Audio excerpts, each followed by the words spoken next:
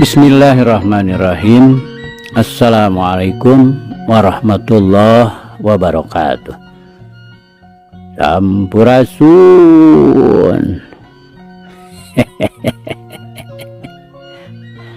Damang kanca. Alhamdulillah nuhun ramang makanca. Abah oge Kang Kevin. Alhamdulillah. Dina danget ieu aya hibar pangdu ti sadayana.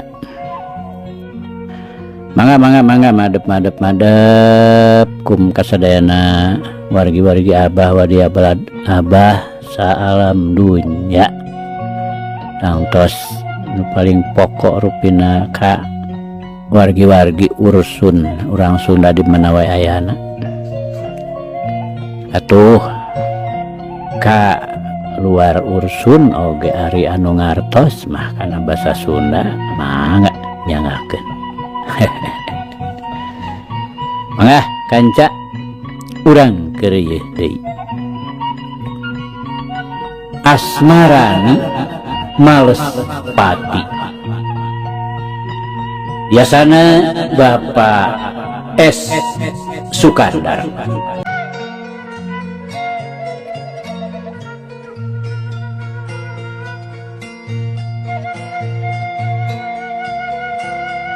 Kamari teh kanca parantos dubika dah ku kitu teh awas tag be tang tu Dewi teh aya sangkut pautna jeung Ki Surawana adi aki pituin ieu teh pan nugas puluhan tahun tetepung di mana ayeuna matuhna ki hidup teh Dewi Ki Surawani antukna nalengteng kaayaan nu jadi adina. Duit kadinya nya kanca mangga urang lajengkeun. Punah kieu teh matuhna aya nama di Padepokan Dungus Mau di daerah kawah Gunung Papandayan aki. Pantes atuh tetepung jeung aki ari di Gunung Papandayan mah. Aki teh kacida hayang panggihna jeung Ki Surawana.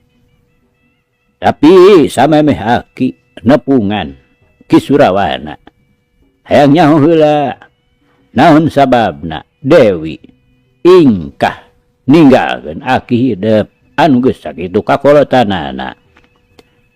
Aki Surawani nalengteng kaayaan Asmarani jeung Ki Bagira jeung sababna pangnalunta ninggalkeun Padepokan Dungus Maung. Memang ngajawab teh Asmarani rada ngahulang heula. Bangun aya nu dipikiran. Kitu deui Ki Bagira.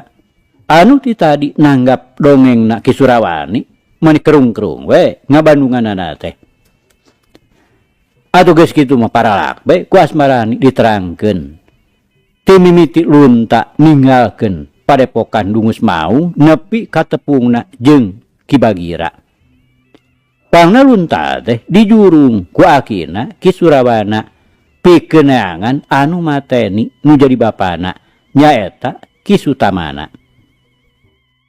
Sekaliwat waktu Bitotama jeung Naratama anakna Ki Sapta sarta Asmarani sasatna eleh jajaten ku Naratama anu dina pangabisana ngulinkeun pedang leuwih unggul batan Asmarani. Salian eta ku Asmarani diterangkeun yen kungsi mateni sababaraha urang musuhna jeung ngarumpungan ceulina si Sadun sarta nigas pigeulangna Ki Juarta.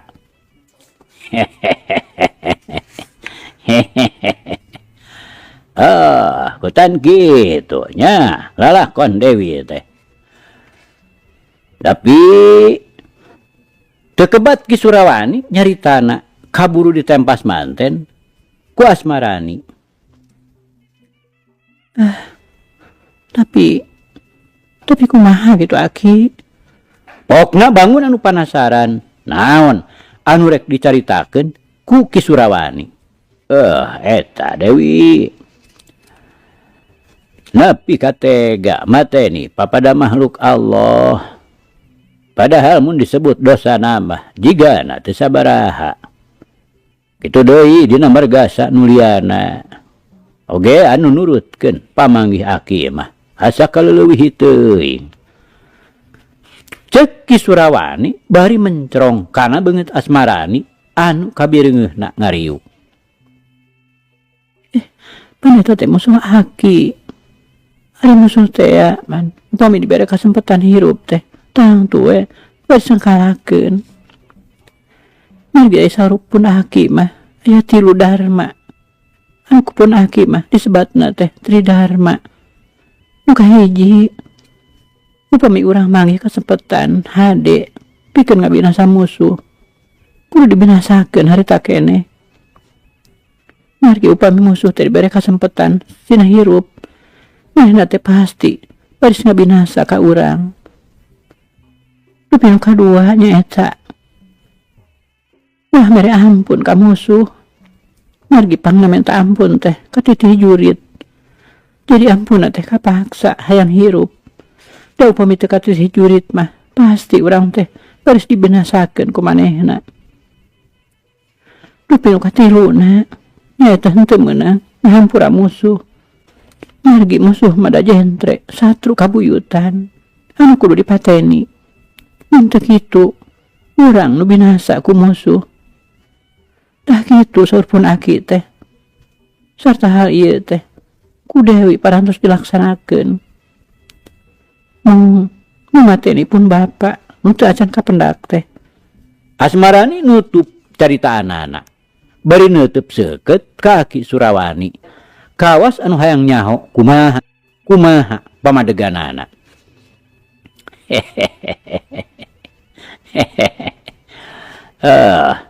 Jadi kitunya pangna Dewi ngumbar ka kejeman teh.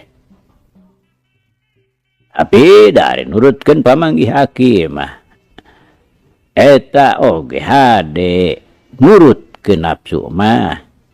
Lantaran memang ari nafsu mah leuwih mentingkeun diri pribadi batan umum.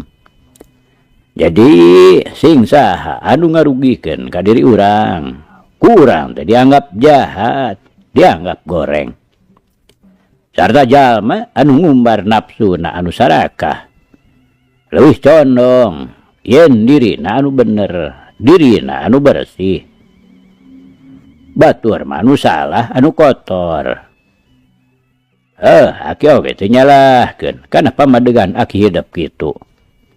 Sabab tungtungna oge aki hidup teh jiwana masih keneh dikawasa ku nafsu sarakah anu leuwih mentingkeun jeung kauntungan dirina pribadi.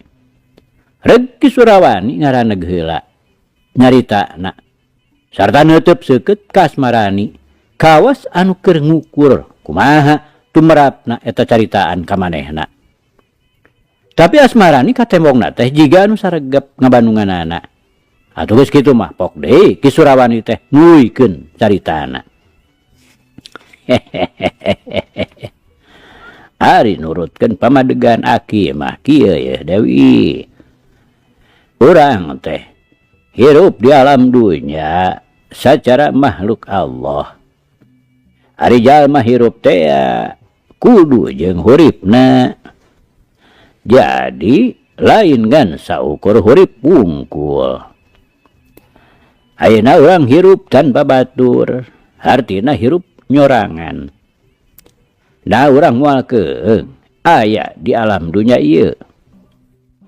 Tah kusabab kitu utamana jalma mah kudu rea batur. Ari rea batur teh maksudna keur silih tulungan, silih titipkeun nya diri. Sabab mun seug kabeh jalma silih pateni, silih pergasa. Atuh hirupna oge moal boga batur. Datang tu sieun atawa ngewaeun. Boro-boro hayang silih titipkeun diri sangkan hirupna bisa jeung huripna. Sangkan salamet dunya akhirat. Apan di dunya na oge geus hayang mateni, hayang mergasa nulian. Kitu deui. dina hirup teh lain bae silih tulungan, silih titipkeun diri. Tapi urang teh boga budi akal teh lantaran tipa pada jalma. Seperti contohna Dewi boga ilmu panemu bitotama apan ti aki hidup. Tapi Dewi sasat eleh jajaten ku aki. Pan Dewi oge nyuh menta dihampura. Rede Ki Surawani nyaritana ngarandeg. Pikeun mereka sempetan ka asmarani bisi manehna nyanggah kana kateranganana. Mohon aki kasoran aki teh kahartos ku Dewi. Salajeng aku mah aki. Asmarani saterusna mah ngahaminan kana carita Ki Surawani. Urang hurip teh henteu nyorangan. Oge urang gumelar ka alam dunya ieu teh. Lain bijil ti beulah batu. Tapi boh aki, boh Dewi atawa Ki Bagira. Pan gumelar teh ku kersana Gusti Allah nu Maha Kawasa. Ngaliwatan syariat indung bapa urang. Kusabab urang gumelar kadunja teh liwat ngaliwatan indung anu ngakandung 8 bulan dilana. Bapa nu ngayuga anu sasat bibit buit nu ngajadi anu ngancik dina guha garba indung. Jadi indung bapa teh wawakil Gusti Allah boh dina ngagelarkeun urang, boh dina hirup kumbuhna. Pancenah geuning saur para kiai mah sawarga teh aya dina dampal sampean indung. Gentre pisan urang nu jadi anakna kudu bakti ka indung bapa. Sabab ngan indung bapa nu bisa mukahkeun lawang sawarga. Nu sejen mah moal bisa. Artina mun urang geus meunang pangampura ti indung bapa, Gusti Allah oge kakara ngahampura kana dosa-dosa urang. Ki Surawani dari pisan cumaritana teh. Salajengna aku mah aki. Asmarani oge beuki dari we ngabandunganana.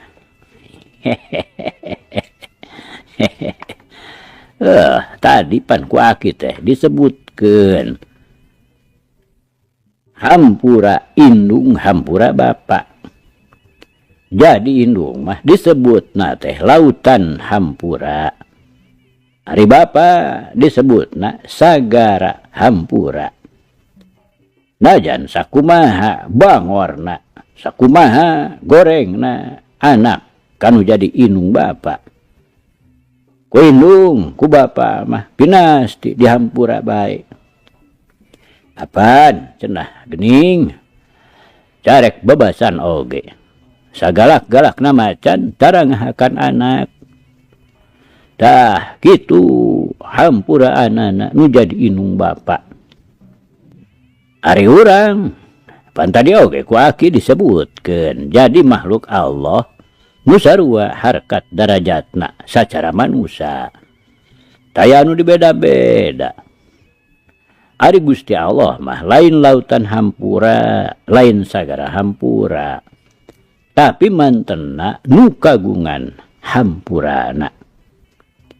Sing sabae anu kumaha bae geus puguh, anu bener bager, anu iman sarta takwa ka mantenna.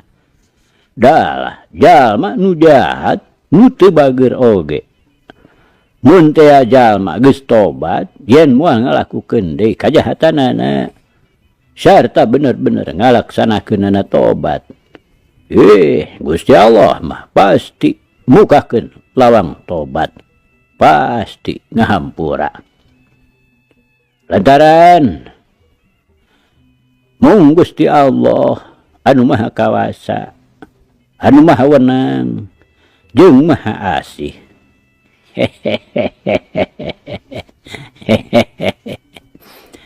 Ki Surawani ditungtungan ku ngahehe. punten atuh pami kitu mah. Ti dharma anu diamanatkeun ku pun aki teh lepatnya aki. Asmarani ngulongan, kumaha pamanggihna. Wah, atuh puguh bae Dewi. Gusti Allah wae anu kagungan hampura, sakitu jembarna, sakitu hampura anana. Kasing jalma anu daek tobat. Wanya ari urang nu jadi makhlukna betul leungeus henteu daek mere hampura kanu salah. Henteu mere ampun ka jalma anu geus taluk teu walakaya. Mun teh mah jalma nu henteu malire jeung teu daek ngahampura atawa mere ampun kanu menta ampun. Artina eta jalma teh nya kejem nya telenges. Sarta katelengesanana jeung kakejemanana teh pasti baris malindas ka dirina pribadi. Tekebat kaburu ditempas deui ku Asmarani. Hatur nuhun aki. Sadaya kasawan aki teh ku Dewi kahartos pisan. Salajengna kedah kumaha tu Dewi teh ngalaksanakeun tugas pun aki. Mawar henteu dianggap ngalanggar kapalaina. Sareng upami aki luntur manah mah. Dewi sareng Mamang Bagira teh mugi bae jasa ditampi sejanamihan katiasa. Jenterena pisan mah sejagu guru. Asmarani dina cumaritana teh rada ngalengis beret kaki Bagira. Sumuhun nun. Sakumaha kasauran Dewi. Abdi oge sejat umut nambihan katiasa sami sareng Dewi. Ki Bagira oge antuk nama nemrong cumarita.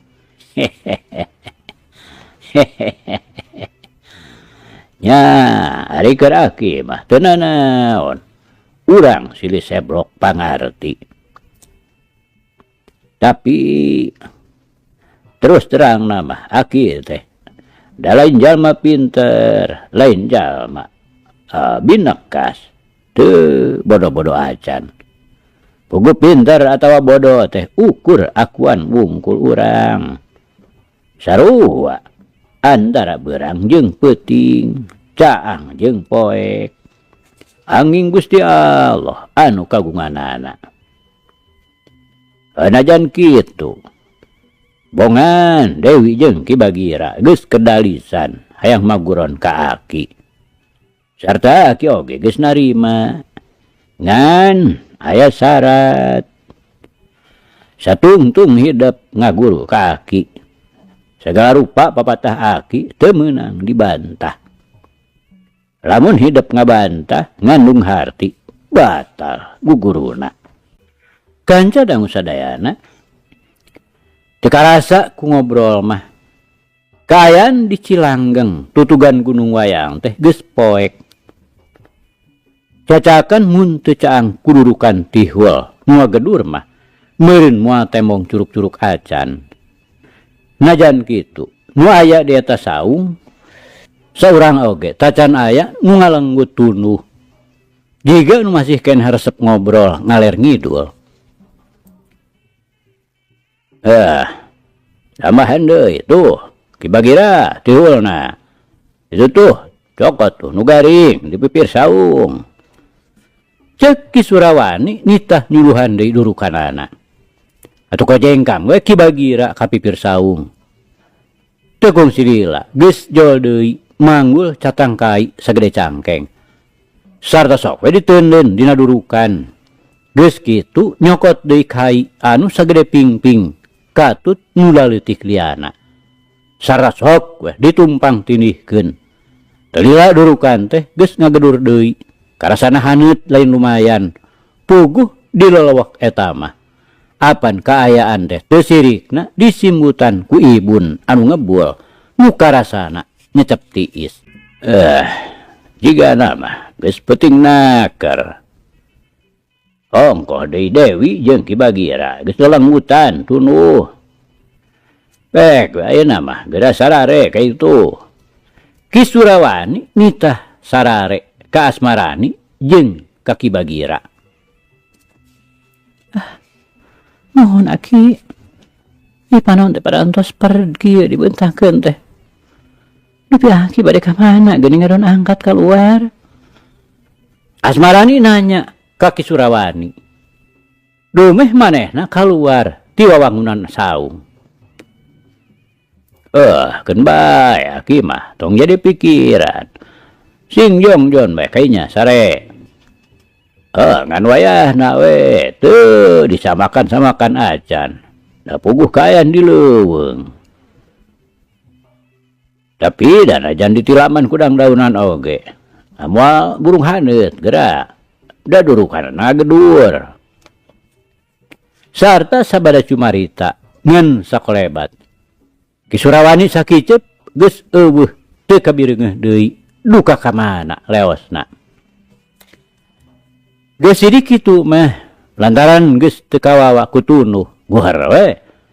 Asmarani jeung Ki Bagira sare tibra di jero saung nu ditilaman kudang daunan anu kacida kandelna.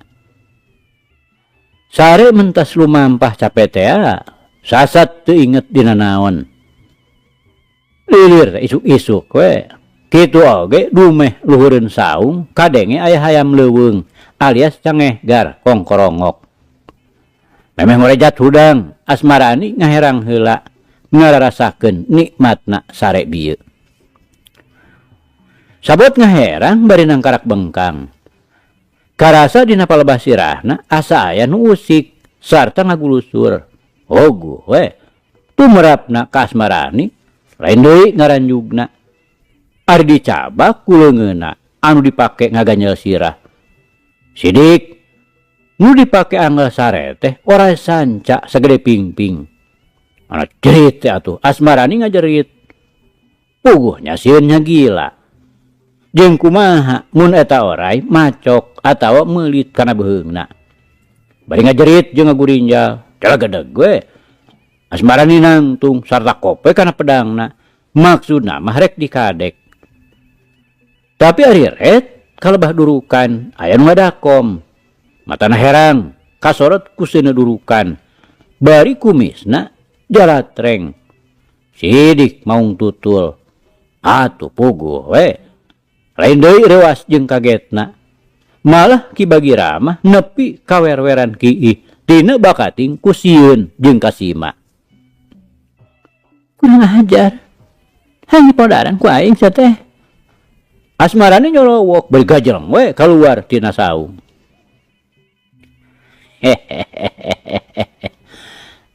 Dewi, ulah diroga heula. Najan eta teh sato. Tapi sarua we jeung urang. Pada makhluk Gusti Allah. Manehna oge sarua jeung urang hayam hirup sarta anak baranahan. Aki Surawani ngagero lirih tukangeun Asmarani anu geus ngabar pedangna. Sacek-cekeun deuk dipake nigas beheung maung tutul anu keur ngadakom. Hayo, nyingkah maneh tutul. Oge Andika sanca. Nyingkah. Ki Surawani bari nenjrag taneuh.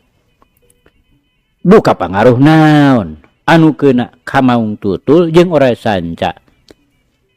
Ngan sajorelat gajeleng we. Si tutul luncat ka pipir saung. Ukur kadenge gerobasna we, les bae teu kadenge deui.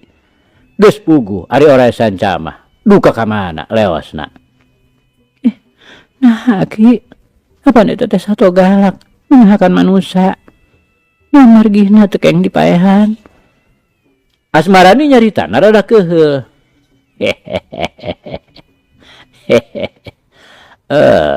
Apa tadi oge disebutkeun ku Aki. Yen najannya sato, tapi pan eta teh makhluk Allah keneh sarua jeung urang. Ongkos naon disebutna?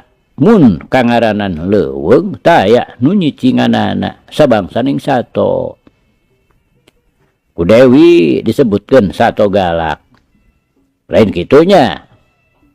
Emang bener eta teh sato galak.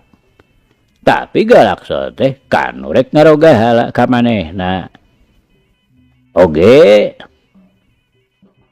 sarua we jeung urang. Pan urang ge bari segala ka jalma sejen anu rek ngagunasika ka urang. Lain kitu Dewi. Ki Surawani ngaheheh deui. Kanca dangu harita teh wanci subuh beki lila beki beurang antukna bray bae Sang Surya gumebyar ti belah wetan. Ya ibu nu narapah dina dangdaunan katojo ku Sang Surya ting carileuk ting carelak herang. Nu antukna murag kahanap. Ibu nu nyimbutan gunung wayang beki lila beki nyingrai bangun anu ngarasa era papanggih jeung Sang Surya. Geus kitu mah bray bae kayan di lebah dinya teh caang ti beurang. Ki Bagira. Tuh tuh jagong di kebon belah kulon. Bae sakabawana we kedahareun sadarea. Dibeuleum geura. Moal teu nikmat. Ki Surawani nitah ngala jagong ka Ki Bagira. Teh sebeleke ko jengkang we. Ki Bagira indit ka belah kulon panuduhan Ki Surawani. Ari breh teh. Nya we aya kebon jagong keur meujeuhna alaeun. Sanggeus ngala sapangulan balik deui ka saung. Pesekan sakalian hek beuleum. Asmarani ngareret ka Ki Bagira. Bari manehna oge terus we mesekan jagong beuleumeun. Teu sawatara lila jagong teh geus arasak. Sarta terus we di dalahar bangun nu nikmateun pisan. Datang keur nginumna mah tuh nyiuk tuh cinyusu.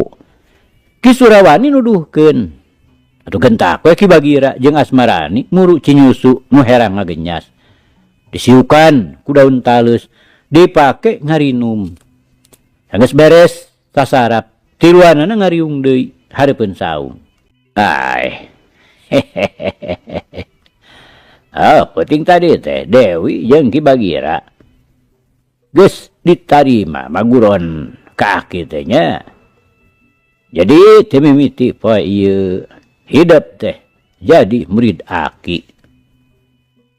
Tapi sakumaha nu penting diwawadikeun. Yen satungtung hidup jadi murid aki teu meunang ngabantah kana papatah jeung kahayang aki. Kumaha saranggup pokna dari pisan bari neuteub seukeut kaduanana. Sanggem aki. Pokna meh bareng. Syukur are sanggup mah. Kahiji mun diajar kudu soson-soson, kudu junun. Henteu meunang ngarasula. Hartina kudu sabar tawakal. Kaduana henteu meunang ngabantah kana papatah. Tapi kudu dilakukeun kalawan daria. Dibarung ku niat anu buleud. Katiluna satungtung hidup aya di dieu jadi murid aki. Henteu meunang maehan sasatoan naon bae oge. Henteu meunang ngadahar daging sato. Sabab ari sato teh apan makhluk keneh Allah sarua jeung manusia. Jadi mun urang maehan sasatoan sarta didahar. Naon bedana urang jeung sato galak nu aya di leuweung. Tah kusabab kitu dipahing pisan keur dahareun mah. Apan loba bumbuahan. Naon we nu bisa didahar. Tah kitu syaratna mah. Kumaha? Saranggup kitu. Ki Surawani nanya bari neuteub seukeut. Mohon sanggup aki. Asmarani pangheulana nembalan dituturkeun ku Ki Bagira.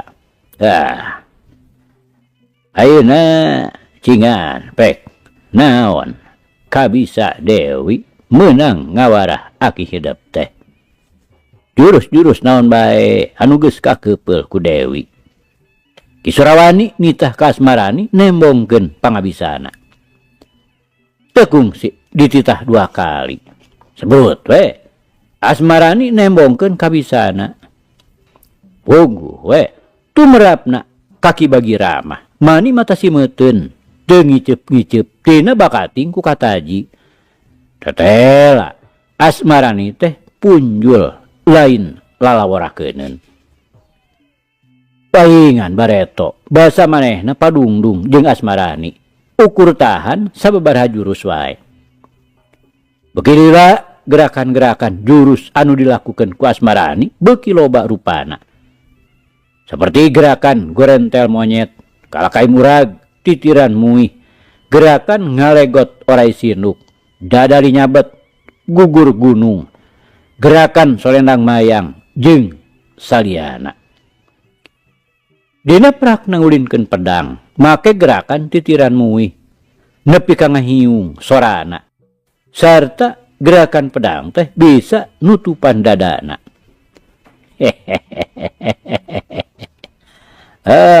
Cukup Dewi.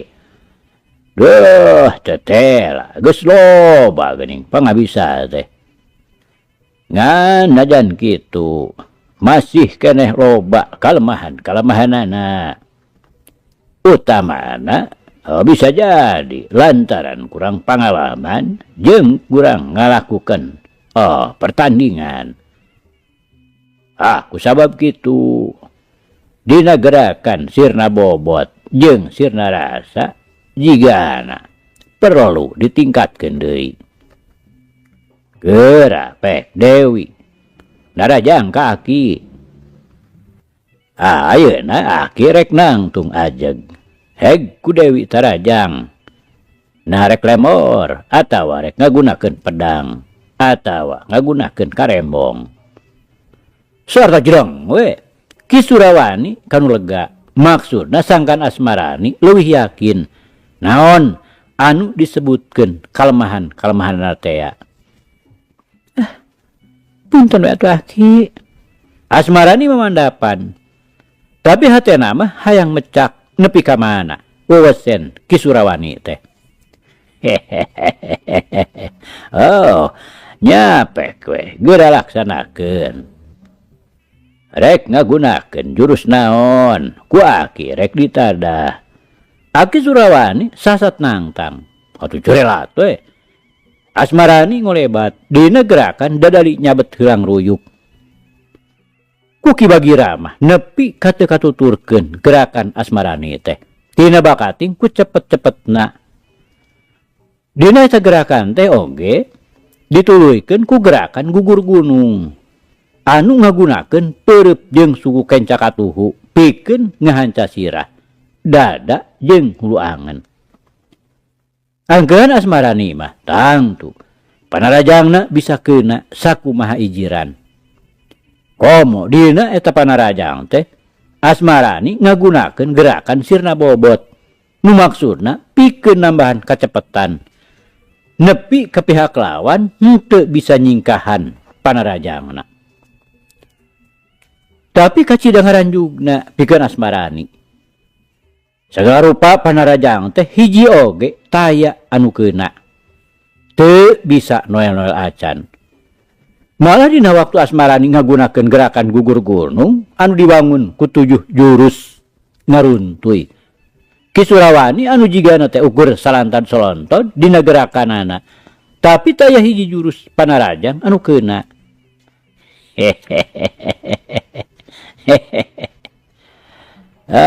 Mun eta panarajang teh dilakukeun ka batur. Wah, piraku teu matak bujaran bajret. Boa-boa namahan ajal. Sabab eta jurus nu dilakukeun teh salianti ngandung daya kakuatan anu hebat. Oge kacida kejemna jeung telengesna. Ki Surawani ngahehe bari neuteub seukeut ka Asmarani anu keur ngahegak nahan kacapek. Aduh kanca, cak. Carita urang pungkas heula kancanya. Insyaallah enjing jaga ninggeto. Ieu hanca urang lajengkeun deui. Muga urang aya dina kasehatan bari aya dina widi Gusti masih kena dipaparinan yuswa. Atur nuhun kanca. Atur nuhun.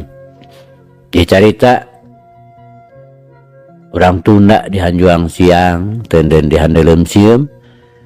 Paragi nyokot ninggalkeun mangsa datang samper deui. Hatur nuhun, hapunten. Wabillahi taufiq wal hidayah. Wassalamualaikum warahmatullahi wabarakatuh.